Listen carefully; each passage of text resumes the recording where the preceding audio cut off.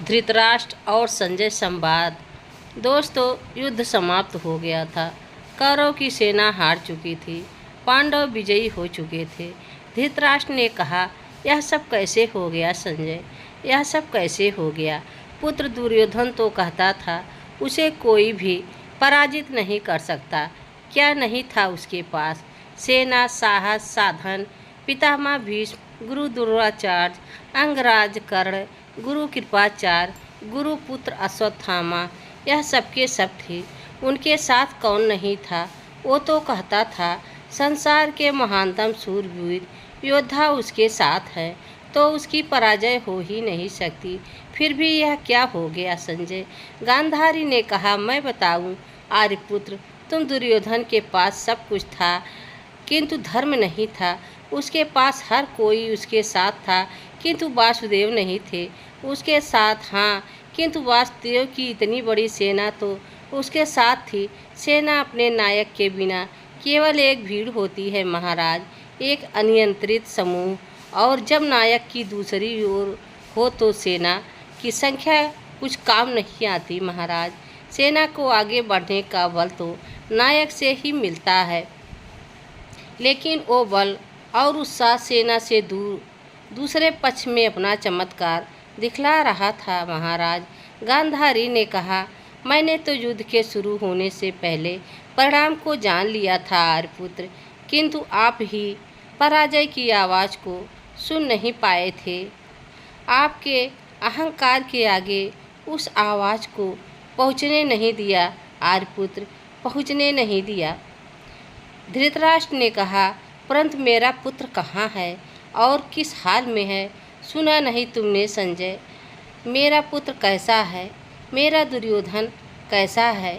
संजय, इतने निर्दयी मत बनो, कितने निष्ठुर मत बनो। बोलो, मुझे बताओ। इन 18 दिनों में जब जब तुम चुप हुए हो, मेरे हृदय की गति और तेज बढ़ी है, और जब तुम अपना मन तोड़े हो तो बहुत बड़ा समाचार सुनाया है। भगवान के लिए मुझे बताओ, अब एक तुम्हारा मन मेरे दिल को और मेरे हृदय को टुकड़े टुकड़े कर दे रहा है।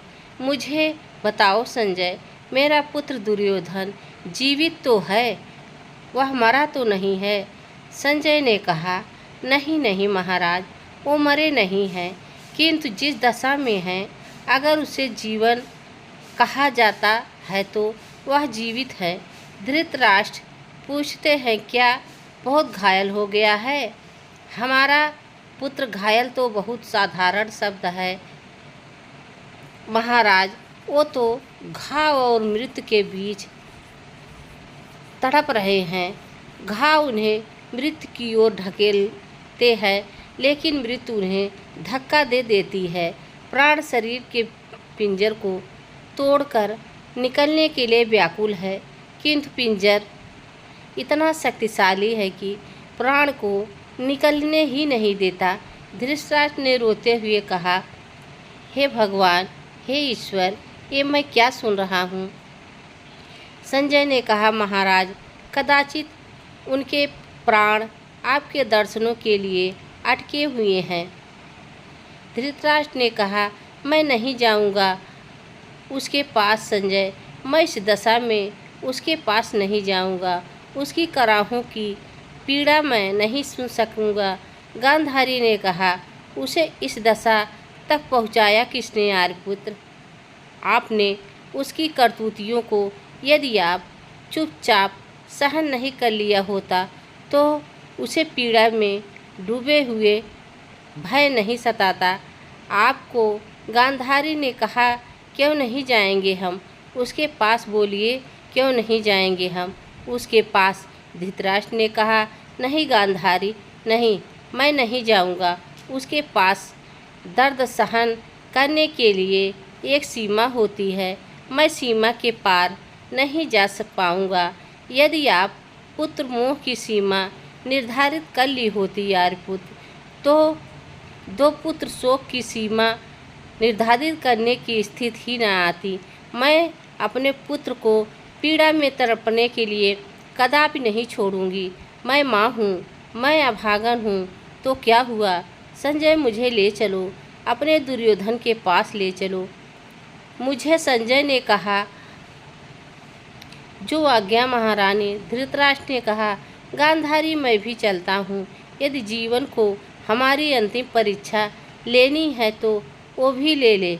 चलो संजय, हमें हमारे पुत्र दुर्योधन के पास ले चलो। रणभूमि में दुर्योधन करा रहा था। संजय दुर्योधन को देखकर वहीं रुक गए। धृतराष्ट्र ने कहा, संजय रुक क्यों गए? संजय ने कहा, महाराज, मेरी धैर्य की सीमा यहीं समाप्त होती है। अब हम वहाँ नहीं जा पाएंगे। जहाँ धर्म या कृष्ण हो वही विजय का वास। वह धर्म की पक्ष में रहे वहाँ बस नाश। पुत्र मोह कारण बना, पुत्र शोक परिणाम। मरण सेज पर ले रहा है जीवन विश्राम। दोस्तों, यह थी संजय और धृतराष्ट्र संवाद। दोस्तों, यह वीडियो आप सबको कैसी लगी कमेंट में ज़रूर बताना। चैनल पर नए हो तो लाइक सब्सक्राइब ज़रूर करना। तब तक के लिए राधे राधे, जय श्री कृष्ण, धन्यवाद।